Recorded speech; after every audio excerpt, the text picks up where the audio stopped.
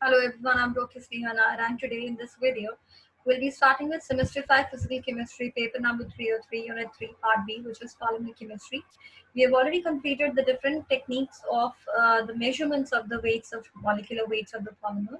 That is the number average weight and the weight average molecular weight determination method.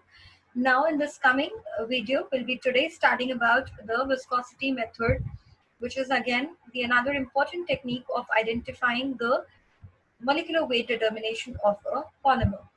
So now according to the viscosity method, viscosity is nothing but it is an internal property of a fluid that generally offers resistance to flow. Now we want the fluid to have a resistance while it is flowing. So viscosity, what it is doing is it is an internal property that is generally used or studied, that is measuring the resistance towards the flow of the liquid. Now the resistance occurs because of the internal frictions of the molecule, and that will also depend on the nature and the temperature of the liquid. Now, for example, water is a free-flowing solid. On the contrary, if you take an example of a paraffin oil, that is somewhat thicker in nature and it will have a certain different level of viscosity. The thickness of the liquid will depend, and that will also vary according to the liquid that we take into consideration. So the most important method, that is the Ostwald method, is generally used for the measurement of viscosity. Now, in this Ostwald method, it is nothing but a U-shaped tube which is having two bulbs attached to it, and the viscosity is measured by comparing the viscosity of the liquid that you want to measure. That is measured by comparing it with the viscosity of the liquid which is already known. That is the value of the liquid which is already known to us. So in this method, what we are generally doing is we take up the viscosity of liquid and we compare the flow times of the two liquids by the equal volumes and using the instrument which is called as viscometer. And in this particular case, we'll be taking or making use of the Ostwald viscometer. Now, talking about this, when we take up two liquids which are passing through the capillary of the same viscometer, see, the size and the shape remain the same for all the viscometers in this case.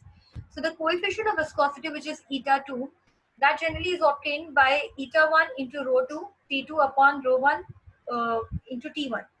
Now, wherein T1 and T2 are nothing but the flow times of the liquids that we have taken into considerations. Rho 1 and rho 2 are the respective densities of the liquids, and eta 1 is the specific coefficient of water, because we are taking in comparison to water at this particular point of time. So eta 1 will be called as a coefficient of, or the coefficient of the viscosity of the water. Now, for a given liquid, every neta value has to be, it is having a specific value for all same temperatures. So, Mark Wing gave an equation wherein he said that eta is equal to K into M raised to alpha, wherein nothing but eta is the intrinsic viscosity.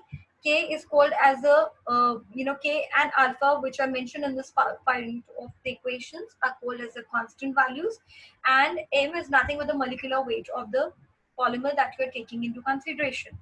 And lastly, there are few terms that are also related to the viscosity measurement. That is, one is the relative viscosity, which is eta R, that is denoted by T by T0.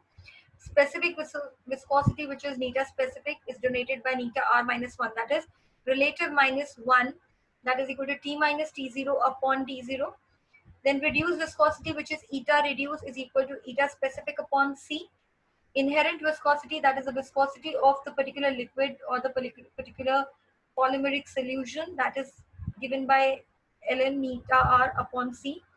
Intrinsic viscosity is limit of C tends to 0 n specific upon C. That generally gives us the various viscosity measurements, that is relative, specific, reduced, inherent and intrinsic viscosity.